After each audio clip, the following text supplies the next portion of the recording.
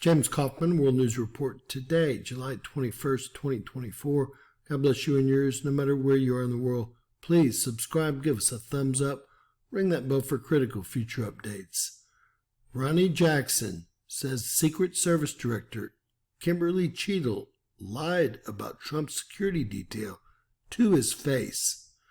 Former White House physician Dr. Ronny Jackson told Fox News Sunday Morning Futures host Maria Bartiromo that Secret Service Director Kimberly Cheadle lied to him during a meeting. Dr. Ronny Jackson examined Trump's ear injury and treated the wound. Quote, the bullet passed coming less than a quarter of an inch from entering his head and struck the top of his right ear. The bullet track produced a 2-centimeter wide wound that extended down to the cartilage surface of the ear. There was initially significant bleeding, followed by marked swelling of the entire upper ear. The swelling has since resolved, and the wound is beginning to granulate and heal properly. Based on the highly vascular nature of the upper ear, there is still intermittent bleeding requiring a dressing to be in place. Given the broad and blunt nature of the wound itself, no sutures were required, Dr. Ronny Jackson wrote in a summary. Dr. Jackson told Maria Bartiromo that he was in the Secret Service meeting following the assassination attempt on Trump, and Director Kimberly Cheadle lied to his face. Cheadle told Ronny Jackson that her agency never denied requested resources related to Trump's security.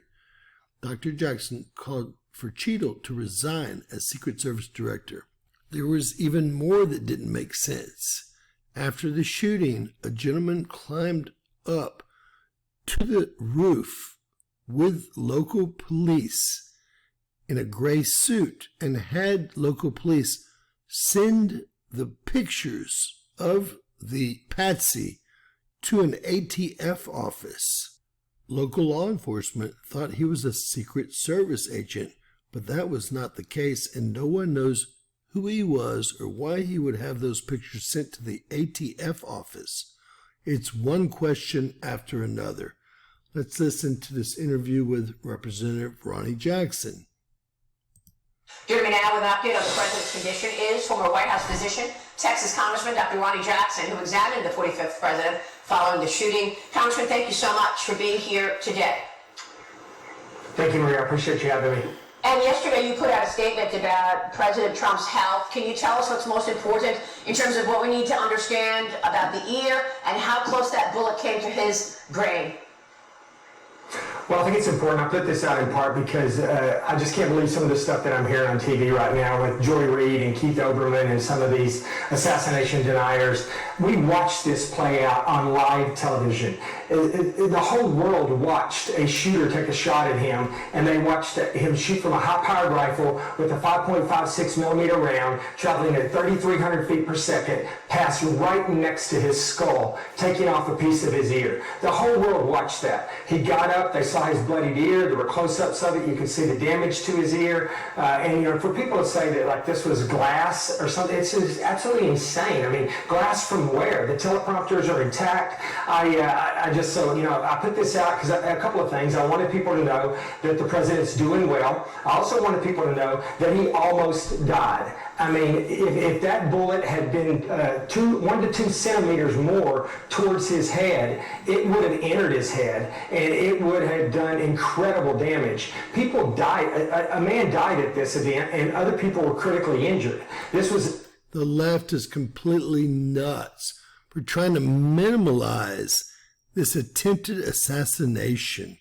This tells you who you're voting for if you vote for any Democrat. A serious assassination attempt. President Trump was almost killed. It needs to be considered a serious incident. We need to figure out what happened. The American people, I know myself, I am insanely grateful that he is alive today. Absolutely, as is much of the country, the entire country. You write in your report there was initially significant bleeding followed by marked swelling of the entire upper ear. Will that heal completely, Congressman? What can you tell us about the wounds right now? It's going to heal. Luckily, the architecture of his ear, the cartilage underneath was intact, but the bullet traveled over through the top of his ear, and it took everything above the cartilage off in about a 2-centimeter track. So it removed that, and there was a lot of swelling. You have to worry about other injuries when this happens too. When a bullet traveling that fast comes that close to your head, even if it doesn't hit you in the head, you can have intracranial bleeding. So he had a CAT scan done. They worked him up. They looked for other types of injuries. But yes, it was a serious injury. It bleeds profusely, the ear does. So he was bleeding, pretty extensively. Those that say the ear doesn't bleed extensively, we're talking about the top of the ear. It's all blood vessels. Yes, the bottom lobe is not. But again, that just shows ignorance, which the left is full of ignorance. Continued to bleed. That's why it's stay dressed, because it's not a clean laceration. It's scooped out and it's having to granulate in. And so anytime it gets the least bit irritated, it starts to bleed again. So it's healing, and it's healing well. But, it was a very serious injury that was almost a fatal injury. Something like this has to impact you on a very deep level. When President Trump first walked out on stage on Monday, after you traveled there to Milwaukee together, you could see it on his face that he almost cried when he saw the welcome that all the people in the stadium had given him. Do you think there are afterfelt impact? Yes, it's PTSD for sure. Anytime someone tries to take your life, you have to be worried about it happening again, about someone trying to take your wife down or your son down, or there's very, very, very many things on President Trump's mind right now. This was an attempt on his life. Whereas this is going to hit him, what happened, it's amazing to see him last night at that rally as if, he's perfectly fine.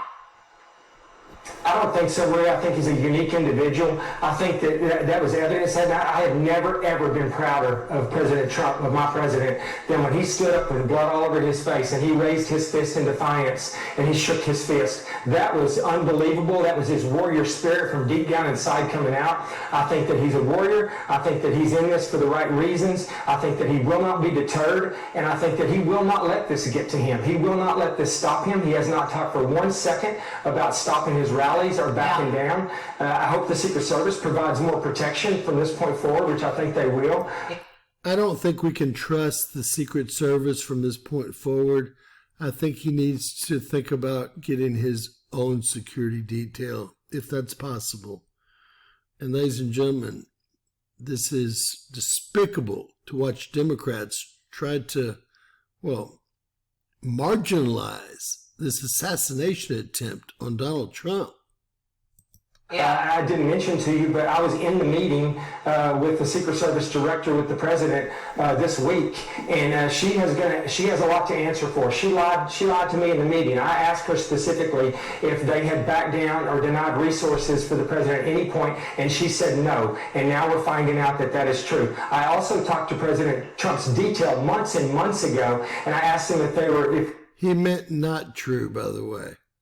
They were doing okay, and they told me they were having trouble getting the resources they needed, and they felt at the time that it was politically motivated, and so we're going to get the answers to this. And she needs, if she could do the right thing, she would step away right now and she would resign and try to do the right thing. But she's going one way or the other. So, ladies and gentlemen, she's going one way or another, and it's amazing that no one mentions these snipers in the window. And I thought Ronny Jackson was going to mention the man in the gray suit. He does in part of the interview, but we might not see that part. Again, a man in a gray suit went on the roof and instructed the local police what to do. They thought he was Secret Service, but Secret Service denies that he had any association with them whatsoever. He had all the pictures of the body and of the patsy sent to the ATF office. Very strange place to send them, I would say. She lied to your face.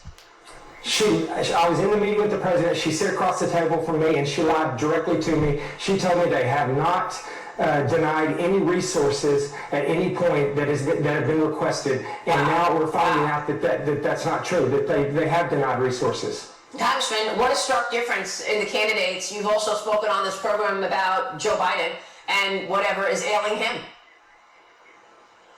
Yeah, I mean, you couldn't have a bigger difference between these two candidates. You got one man who's so feeble he can barely shuffle to the podium and complete a sentence, and you have another man that can take a round from a high-powered rifle, traveling, like I said, at 3,300 feet per second to his ear, almost kill him, get up, and show up at the convention the next day and never miss a beat. He was working 12 to 14 hours a day, Maria.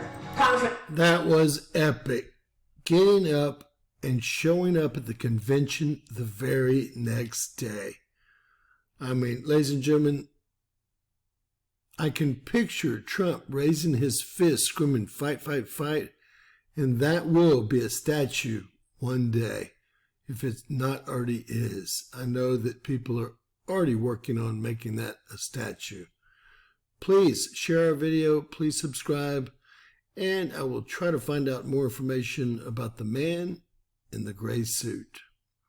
God bless you guys. Remember, anything's possible in Bizarro World.